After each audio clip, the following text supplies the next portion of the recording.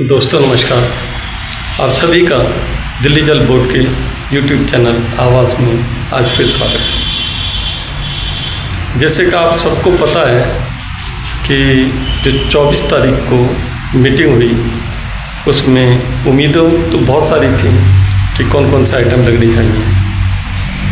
हमारी डिमांड थी सभी यूनियनों की कि मस्टोल रेगुलाइज किए जाएं, जो मस्टोल पर 1180 बच्चे हैं। दूसरी डिमांड थी कि जो 780 फाइलें अभी भी पेंडिंग है मस्टोल पर लगने के लिए सीजी ग्राउंड की, उनको लगाया जाए। लेकिन इत्तेफाक इन दोनों मुद्दों में से कोई भी मुद्दा नहीं लग पाया। इस बात का हमें अफसोस है परवेश वर्मा जी से और मनोज कुमार शौकीन जी से। जो बातें हुई, जो उन्होंने 20 तारीख को मीटिंग की थी, उसके अकॉर्डिंग उम्मीदें हैं कि शायद अब जो बोर्ड की मीटिंग होगी उसमें उम्मीदें जगी हैं कि यह आइटम लगेगा और आप लोग दिवाली से पहले, जैसे कि हम मान के ही चल रहे थे परमिट होंगे, तो वो उस बात को कुछ और बल मिला कि हाँ उम्मीदें हैं कि जल्दी ही आप दिवाली से पहले परमिट होंगे। बोर्ड की मीटिंग में एक चीज़ हुई जो रेगुलर या जो पेंशनर हैं उनके लिए जो आइटम पास हुआ, जो हम पिछले 2-3 सालों से मेहनत कर रहे थे, वो मुद्दा था कैशलेस।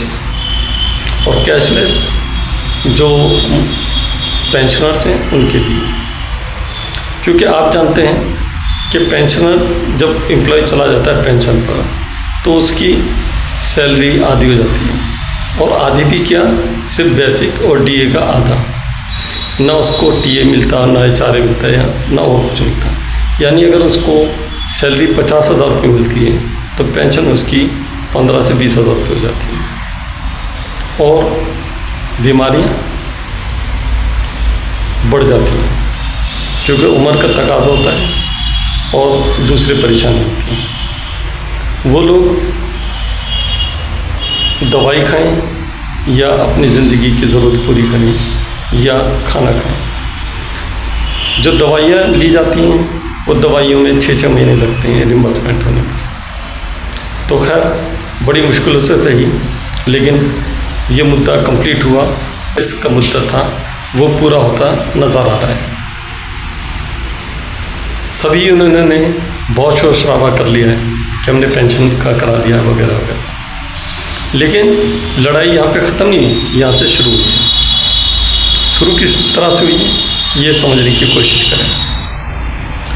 अभी भी जो कैशलेस हैं, कुछ ऐसी परेशानियाँ जैसे हार्ट अटैक, ब्रेन एक्सीडेंट वगैरह वगैरह, आपको पता है कि अगर उसका कोई एक मैटर बन के आता है, किसी हॉस्पिटल से प्रपोजल होता है, चाहे वो 10,000 का ही सही, वो MHC यानी डॉक्टर से वेरीफाई होता है, जो मीटिंग 1 महीने में एक बार होती है।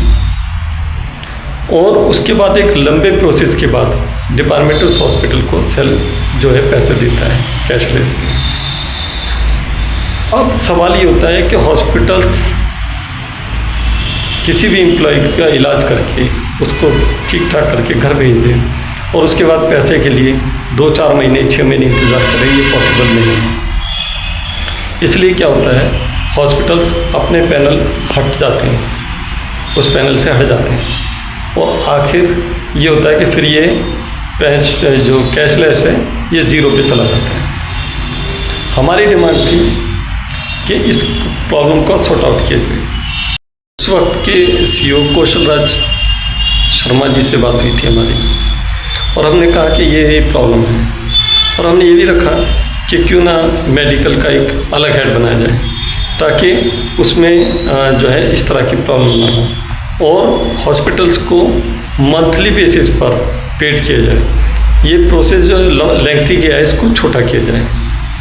तो वो एग्री कर रहे थे, और उन्होंने ही कैशलेस के लिए, पहले तो उन्होंने ये कहा था कि हम सभी एम्प्लॉयज़ को कैशलेस करेंगे, लेकिन आखिर में उन्होंने कहा कि नहीं, हम रेगुलर को नहीं कर पाएंगे, लेकिन हम मस्टोल को कैशलेस पे लेके आते हैं। लेकिन उनका ट्रांसफ़र हुआ जैसा आप जानते हैं, और SS यादव जी आए, लेकिन इन्होंने उस प्रोसेस को कंटिन्यू किया और बोर्ड में आइटम लगा।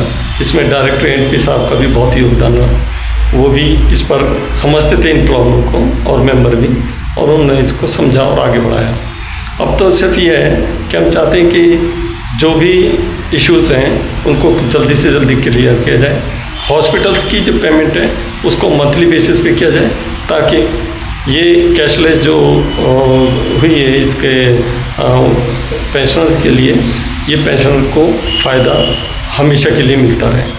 और उम्मीद ये भी रखते हैं कि आने वाले वक्त में एम्प्लॉयज़ को भी फ़ायदा हो, क्योंकि एम्प्लॉयज़ भी इतना अमीर नहीं है कि वो अपना इलाज कराए और उसके बाद जो है वो पैसे कलेक्ट करें।